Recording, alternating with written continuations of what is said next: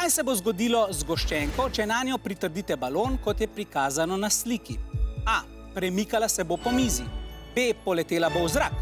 C. Vrtela se bo na mestu. Ali D. Skakala bo gor in dol.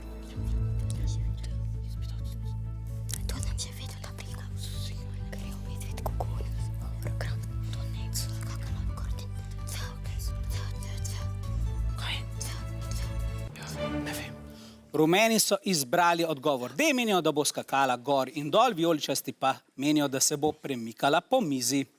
Z malce spretnosti lahko iz zgoščenke in balona naredimo pravi mali hovercraft oziroma po naše lebdilnik. Za ta poskus sem napihnil balon in ga pritrdil na tale pokrovček. Plastenke, ki sem ga prej prilepil na sredino stare zgoščenke. Takole. Zdaj pa, ko spustim balon, pričakujem, da bo zrak začel uhajati iz tega balona skozi luknjo v zgoščenki. Opazujmo, kaj se pri tem zgodi.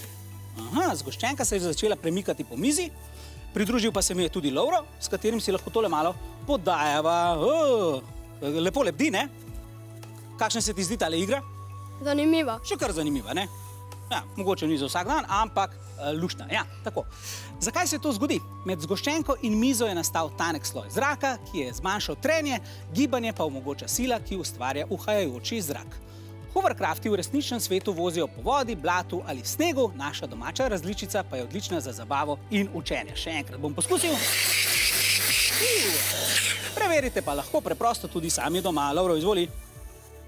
Pa, dobro, nama gre. Lahko pa povem tudi, da je bil pravi odgovor A in tukaj ti ne samo podam tale CD, ampak 5 točk za vijoličaste!